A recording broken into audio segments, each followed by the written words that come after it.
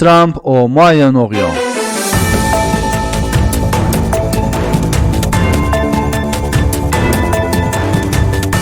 Bonjour à toutes et à tous, auditeurs de Radio Voix de Paris, je suis Hochet et aujourd'hui je parle sur le voyage de Donald Trump au Moyen-Orient, de Riyad à Doha et après Dubaï.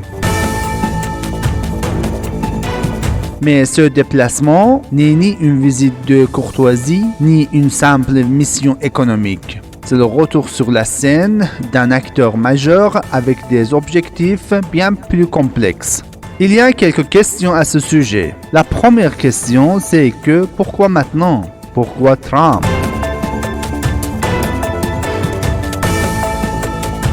Donald Trump, encore figure centrale du camp républicain, effectue un retour remarqué au Moyen-Orient. Il ne vient pas pour discuter diplomatie traditionnelle, mais pour affirmer qu'il peut toujours conclure des affaires, séduire les partenaires du Golfe Persique et attirer des milliards de dollars. C'est une opération calculée qui s'inscrit clairement dans la relance de sa marque politique à l'approche des élections américaines de 2026. La deuxième question, c'est le but de ce voyage important. Les promesses d'investissement saoudien dans l'économie américaine, les négociations sur l'armement avec le Qatar, les contrats technologiques à Dubaï, ce ne sont pas de simples entrefilés.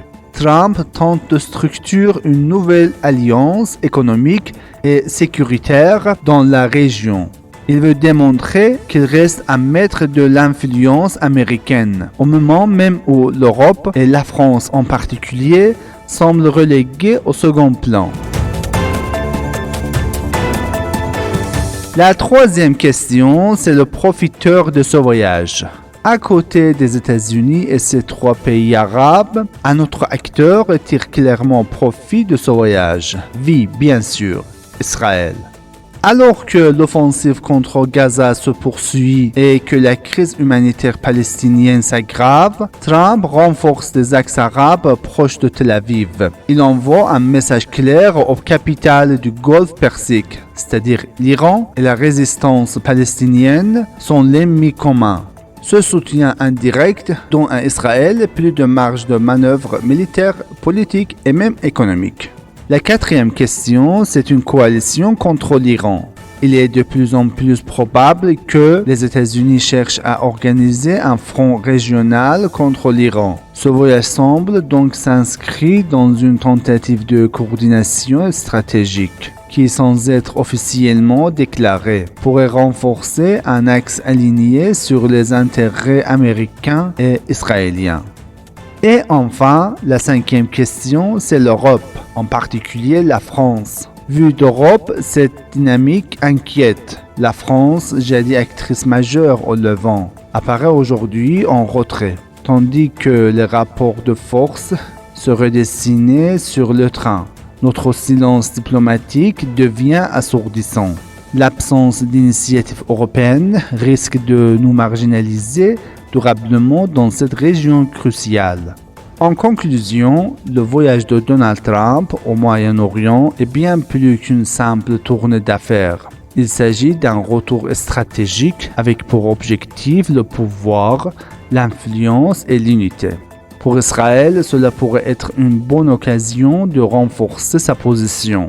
Mais pour ces trois pays arabes, peut-être un nouveau pacte régional. Mais dans l'opinion publique du monde arabe, presque zéro. En fait, ce faisant, ils se sont placés devant les peuples de la région et du monde islamique. Pour l'Iran, c'est peut-être le signe d'une confrontation croissante. Bien sûr, cela s'accompagne d'une popularité parmi les peuples de la région et du monde islamique. Parce qu'il a prouvé que le seul véritable ennemi n'est pas les faux gouvernements arabes, mais le gouvernement démocratique de l'Iran. Les autres pays islamiques doivent également choisir l'Iran ou l'Amérique et Israël. L'Europe, pour sa part, doit choisir aussi, continuer à regarder ou agir.